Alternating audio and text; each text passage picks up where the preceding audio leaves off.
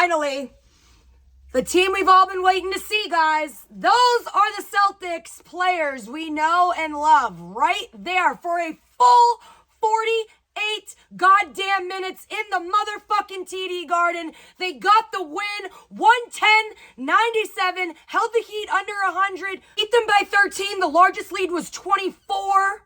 Celtics were up 17 at the half. Fun fact, when the Celtics shoot 40% or more, they've only lost twice.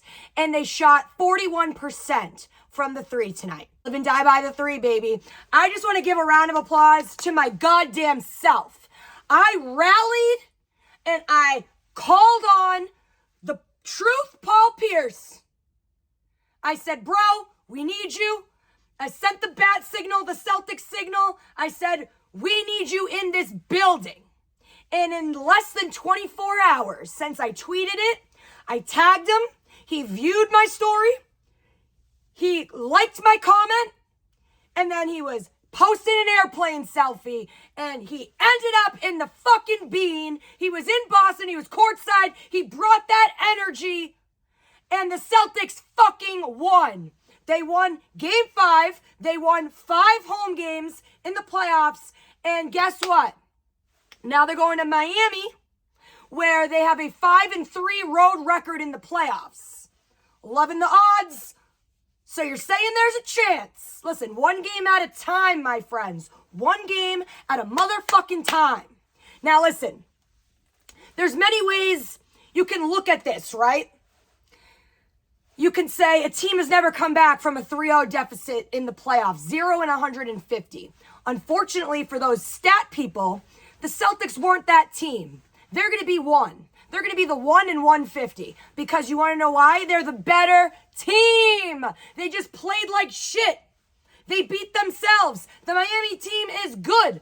No disrespect, but the Celtics team is better. When they play with heart, effort, consistency, there's no fucking chance, Heat. There's no match.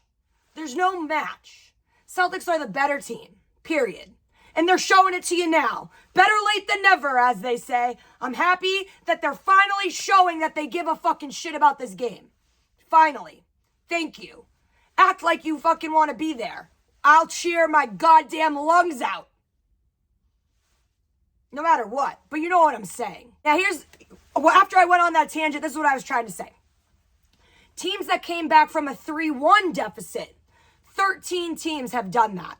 And the Celtics have done it twice out of the 13 times. They were actually the first team to do it in 1968, and they won a championship that year. Now, I got to look at the stats for if you're down trailing 3-2 in a series and how many people have won that, and what are the stats for that. But you know what? Stats are still stacked against us, right? And it was funny because ESPN at the beginning, right, they put us winning 97. And they gave the Heat a 3% chance. And that lit a spark for sure. And again, it gave the Celtics that type of mentality like, it's whatever. They're whatever, you know. We got this in the bag. No, not so easy. And you know what? It isn't easy. Nothing worth having comes easy, okay? So we found out today that Brogdon is actually playing through an injury. He actually didn't return to the game. He left in the third quarter. I feel really bad for the guy because he's given his blood, sweat, tears, body parts to this team. 6th man of the year for sure.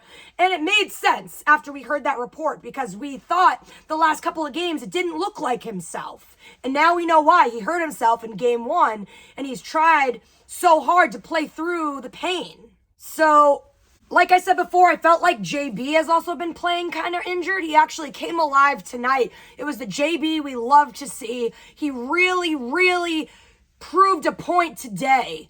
And I was so happy to see that JB back today. But my boy, Derek Daddy White, he had a monstrous game coming up clutch tonight. He had 24 points, shooting 6 threes, and he had 2 steals. Savage on both ends of the court. Smart had 23 points and 5 steals, looking phenomenal. Tatum and Brown both had 21 points apiece. So I said I wanted them to have 60, right, collectively. But you know what? I'll take a 42 piece. Not bad. The Jays alive and well. Tatum again, just Oh, he's just so close to getting a triple-double. I believe he only has 2 ever in his career. And to get one in the playoffs would be sick. So he had 21 points, 8 rebounds, 11 assists. And he had 2 steals. JB had 3 steals. Defense. We saw it in action. Start to finish, 48 minutes. Love to see it. And Horford had 11 rebounds.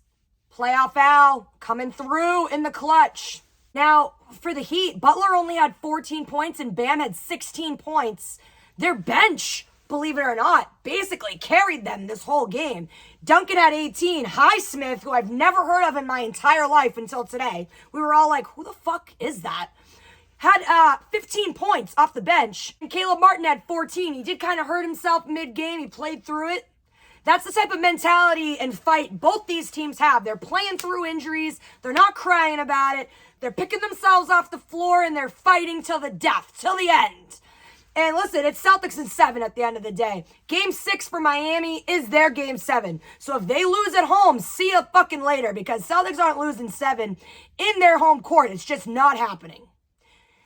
The beginning was a fluke. The end is the real thing. And like JB said, don't let us win 1. And JB, quote of the year, said it's going to make for a better story. And by God, it fucking is. This is my team. We're fucking out here. Celtics in 7. Cancel your Memorial Day plans because we're about to have a game 7 on Monday, baby. Game 6 Saturday in Miami. If the Celtics play like they played today, it's a wrap. Just give me that consistency for 2 more games. 2 more. You fucking have this. Let's go.